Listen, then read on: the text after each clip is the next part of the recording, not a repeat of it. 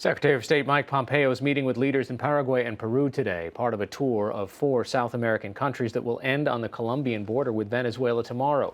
For more on the issues Secretary Pompeo is facing on this trip, we turn to Chris Sabatini of Columbia University School of International and Public Affairs. He's also editor of the GlobalAmericans.org, and he joins us from Corning, New York via Skype. So about 3 million Venezuelans have now left the country in the last few years. Many have gone to the countries that are currently on the Secretary of State's trip. What is the U.S. trying to do with them?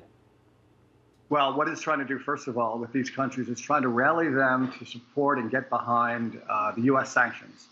The U.S. and many of those countries, all of them, in fact, recognize as an interim president, the president of the National Assembly.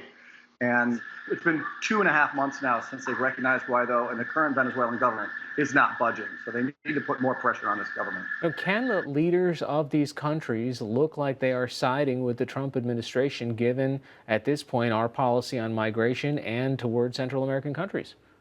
That's exactly the problem, Hari, is that this is there are 3 issues that are driving U.S. policy towards the region. The first of them is its policy towards Cuba, and the second is policy towards Venezuela, and the other is immigration. It's cut off of aid to Central America. Its threat to cut off the border makes it a very difficult government for many Latin American leaders to get behind and support on this issue of Venezuela, which is critical. The Trump administration's levels of public approval are very, very low right now in the region.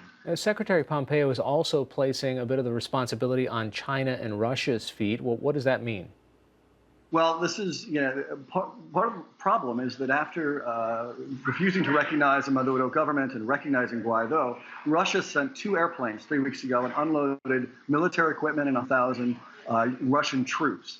And that's really is a show of force in support of Maduro and against the U.S. policy. And then there's China, which has lent at least $60 billion to Venezuela. So what the U.S. is trying to do is to demonstrate that these are risky partners, and it's unfortunately citing the Monroe Doctrine of 1823, which goes a long way back and doesn't have a particularly pleasant history in Latin America. But it is very worried that this possible regime change in Venezuela has taken on a scale of geopolitical dimensions with Russia and China now, and the U.S. does not like having China and Russia meddling in its own, if you will, what it considers its backyard. And one of the levers that they're trying to pull is the purchase of 5G network equipment, and whether these countries purchase from China and Huawei or whether they buy from the U.S. China has been on a real tear in terms of trying to invest.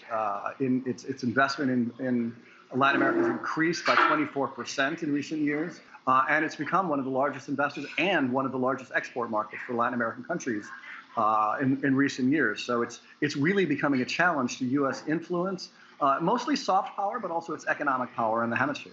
All right, Chris Sabatini, thanks so much. Thank you very much, Hari.